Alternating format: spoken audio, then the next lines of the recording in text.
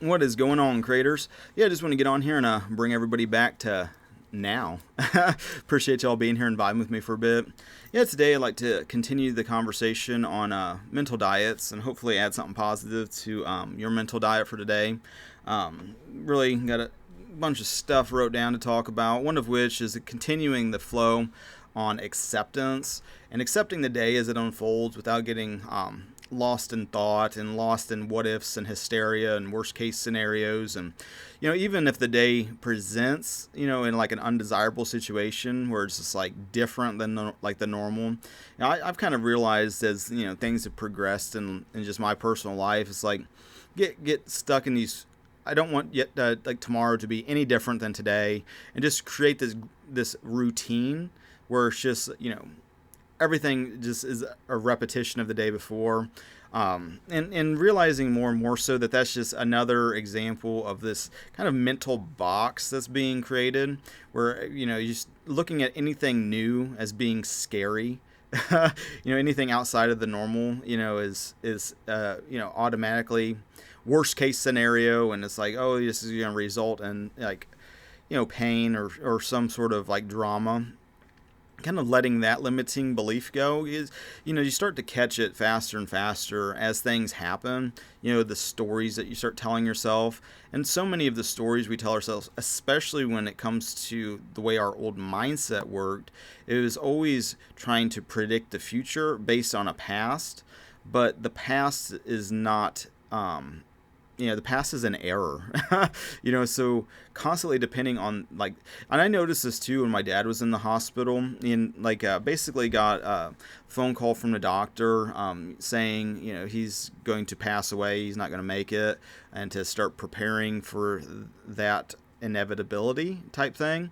Go to the hospital and kind of get a vibe from them that start preparing to get arrangements made for a funeral and all that kind of stuff. And it's like, oh shit, but like in that experience, they didn't expect him to live past the first night, and he spent 3 days unconscious, and miraculously revived, and started having vitality. And I looked at the entire situation, even like the hospital staff, described what was going on as miraculous. The doctor that, you could tell, thought, the word, miracle was kind of like medically corny or something. And obviously something not thrown around lightly, but that was what they were, describing the situation as. But then, what happened then was then they were going to predict the future based on a past that was miraculous. So it's like you can't predict the future because you're not experienced in miracles. So it's like medically you want to keep throwing your the past experience onto the situation where it's like, oh, the body's in this condition, this condition, this condition, but discounting the present moment miraculous event that was going on makes your future prediction an error, if that makes sense. And that's a very common characteristic of our kind of old mindset. It's constantly wanting to predict the future based on a past interpretation when there's a present moment that's totally showing that to be inaccurate, if that makes sense. And so in accepting the day as it unfolds, letting go of a lot of these predictions for tomorrow, predictions on how things are going to play out. If you get a phone call, for example, and your immediate first thought is, oh, this is going to be a dreadful conversation. For whatever reason, why we think that, who knows why we think that, but then to catch that and go, no, that's not going to be the future that I'm going to, this is not how I'm going to experience this phone call. Just in that quick kind of awareness, accepting that was in the consciousness where it was like, oh, like a feeling of dread, looking at that as like representing a state of consciousness that is not reflective of who you are now. And whenever this new opportunity is going to play out, and it always is unfolding in the present moment, to look at that and choose to experience that with an attitude of peace, an attitude of joy. Keep joy, feeling good, happiness, all of these types of emotions, all these types of energies. Realize that that's just one energy. expressing in different forms, but that is more reflective of who you are than the thoughts of fear and hysteria and free-floating anxiety and constant worry. Once you start to realize how much your inner conversations have an effect on your life, minimal your perception of reality, on an even more, we don't even have to go to that level right at this moment, but, just your perception of the day, what separates you from, say Jesus, for example. If you're both sitting in a room, one person is maybe just mentally tormenting themselves, where Jesus, what would Jesus be, thinking? Would he have these negative thoughts and just like, it's like, oh, I'm superior to that part. It's like, it's just an embodiment of knowing who you are. It's like all part of like this process of identity, and discovering your identity in Christ and what that really means, and ultimately letting go of like these like wanting to control and manipulate shit, and using the mind that has constantly shown itself to be in error, and instead of depending on that, depending on divine intelligence to figure out the solution.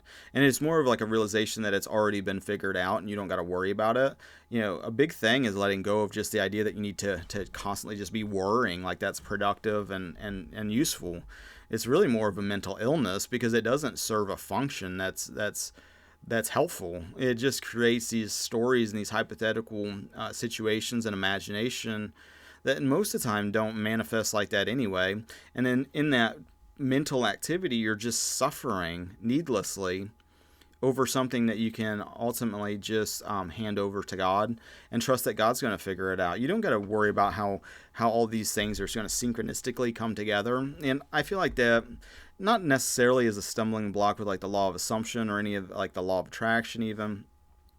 It's something that we just kind of go through in these stages, where you start to realize that, oh, I'm constantly assuming a state instead of embodying it now. And part of like moving from like scarcity, for example, to abundance is it's all a state. Everything is a state. You are expressing a state of consciousness right now, and everything going on in your life is reflective of that state, good or bad. It's like it doesn't matter if you're consciously doing this or unconsciously doing that. You're constantly expressing a state.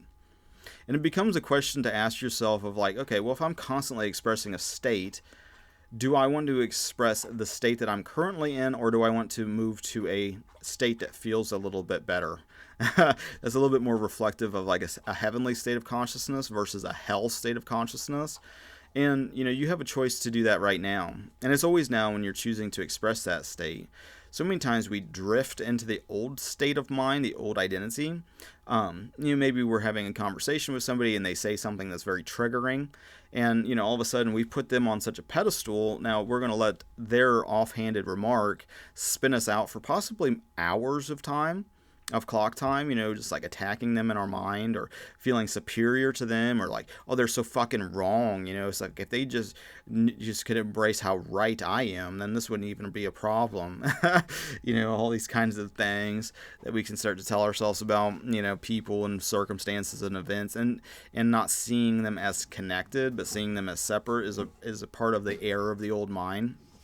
But, when we do those things, we accept that we did that, and we take responsibility for doing that, and we also take responsibility for then making the change. Because if our unconscious thoughts of fear that just mindlessly start playing on autopilot has a effect on our perception and distorts our perception into feeling suffering, and not feeling grateful for the day, feeling like envious or jealous, or all of these kind of like, I would call them negative states, states that are expressing fear.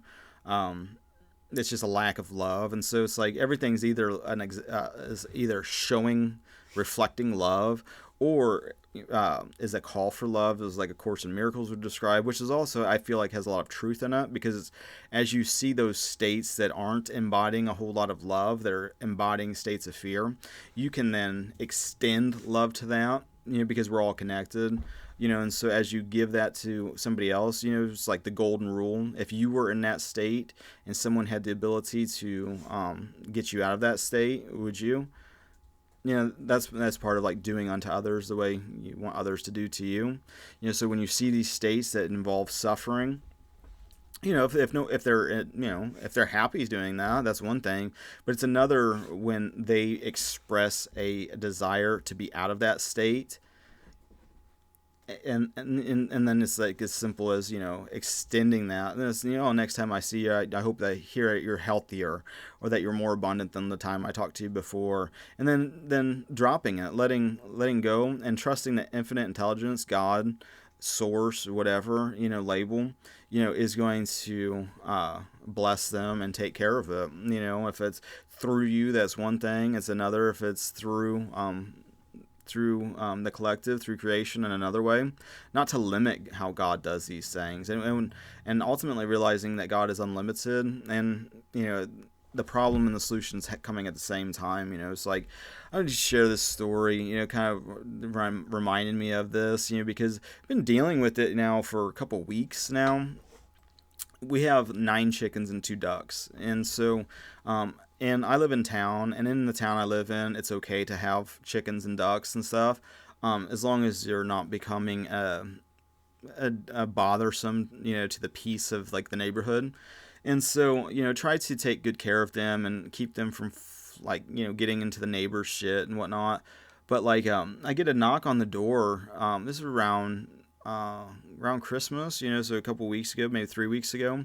I get a knock on the door. One of my neighbors comes over and is like, "Hey, just want to let you know, one of your chickens is up in my tree and has been kind of just hanging around my property for days." And it's like, well, that's odd because I have all my chickens accounted for. It's like I have 9 chickens and 2 ducks, and that's what I have in their coop right now. Went out there and looked, and it's like, yeah, they're all accounted for. So I don't know where this chicken came from, but on some level I feel responsible for it because like I'm the only one around here that has chickens, and so it makes it makes obvious sense like that you would like assume like it's mine. I mean, take that to a court, most people would be like, yeah, I don't know what's going on with it, but obviously you have something to do with it. No one else has chickens around here. And so I told him, I gave him I went over to his property. I told him, I was like, it's not mine. I can try to help you catch him, and I'll take him, and I'll, give him a good home and whatnot. And for people that have never been around chickens, they can be very fucking quick, and so it's one thing, for maybe like a teenager, is that quick enough, they can just jump on the ground and catch them, but it's another thing for like a grown man to like bend over that fast and like catch them and like just scoop them up like that. Maybe other people can't. I have a difficulty with that, and so like the only way I could, kind of deal with it is through like maybe like trickery with food. Like taking we got corn cobs that have just kernels that you just take and just throw, and then it just draws them because they don't have that kind of intelligence where they think, oh, maybe this person's up to no good or something. They're just like, oh, food, and so brought some food over there, and next day we set a trap with a cage put some food in it and everything, and the chicken was just not having it, wasn't falling for it, and it was like really I would say skittish of people. Chickens naturally are very skittish because everything wants to eat them. Like around here, I mean, there's like raccoons that will eat them, there's hawks that would eat them, there's people that would eat them. It's just I mean, it's just their nature to be skittish around predatory animals and other animals in general. And so it's been going on. This chicken's been over there, and so fast forward 3 weeks to the present. I get a knock on the door a couple of days ago from like the maintenance guy at the trailer park where I live around like a trailer park, and get along with the maintenance guy because I got handyman business and stuff. I helped him do some things from time to time, and so we were on like pretty good terms and stuff. And like he comes knocking on my door, and he was unaware that other neighbor had that chicken going. Like this has been an ongoing thing, but he's like, yeah, there's just like a chicken down the road, and just letting you know so you can get it. And it's like, yeah. And I told him the situation. It was like, yeah, there's been this drama with this chicken, and I don't know. What to do about it. It's not mine, but I'll take it. And I kind of left it at that. And I told him I'd kind of like try to feed it and try to bring it over. And yeah, and it was all been kind of like a subtle desire of like, I started thinking about it like a couple of days before he knocked on the door. I was wondering about the chicken and that cage and everything else, and hoping that would get resolved here and not become an issue and an ordeal or any of that kind of stuff. And so yeah, fast forward to yesterday.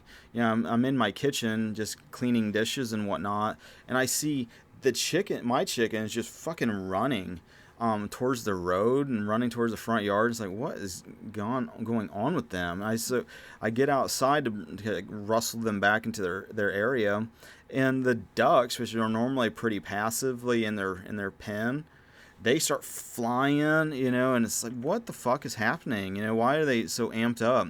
And so I start counting them because I'm like constantly just counting these chickens and make sure we got them all. And it's like, there's one extra chicken, and I realized that the chicken from over there had ventured over to my yard finally, which I was surprised that, it's been wild, I guess, for its whole life. I don't know where it came from, or its story or any of that kind of shit. But, my chickens are loud. And you would think that it would hear them, and maybe it did, and it finally just came together synchronistically. I don't know, but I was able to, feed the chicken and get him like into the coop, and now he's like part of the flock, and it seems like they're getting along okay. The other chickens are obviously displaying some dominance, shit going on, but I'm hoping that will pass. And the chicken has like hung out all day. They have the ability to. That one has the ability to fly out of the coop. We just have a 4-foot fence, was not tall enough. Definitely need like a 6-foot fence. But like yeah, and so it's all kind of come together. Now we got this 10th chicken, and yeah, it was awesome how it came together without force or efforting. Because I was like, I was telling the neighbors, like, I don't know how to get them out of your tree and how to deal with this. I mean, you could shoot them with an arrow or fucking kill it and eat it. It doesn't make a difference to me, I guess, what you do with it. But like, we live next to an actual park. So like the city would definitely have an issue with like shooting a gun next to the park, probably even shooting an arrow just up into a tree that close to a park. So it's like the options are pretty limited.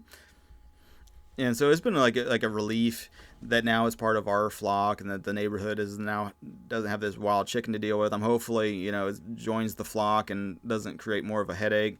I'm getting ready to go out there and see about what's going on, how it's acting today. It's like, looks like 20 degrees, 22 degrees Fahrenheit. So it's pretty cold. So I got to keep making sure they got fresh water and food and shit. And so, yeah, I think I'd start doing that. I got also an oven to hook up at my house. Our old oven, it's got like rusted through, and ended up just picking an oven up.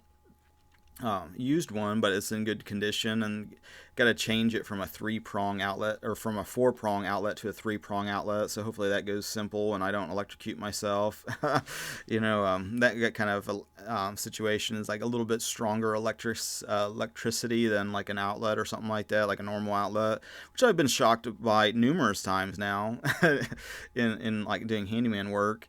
And so that, it's not that big of a deal, try obviously not to get shocked by outlets, but it's another when it's like an oven outlet, which is like, that would probably kill you maybe. It would definitely not be so, who cares? It would definitely be something to deal with. So definitely don't want that to happen. I'll turn the breaker off.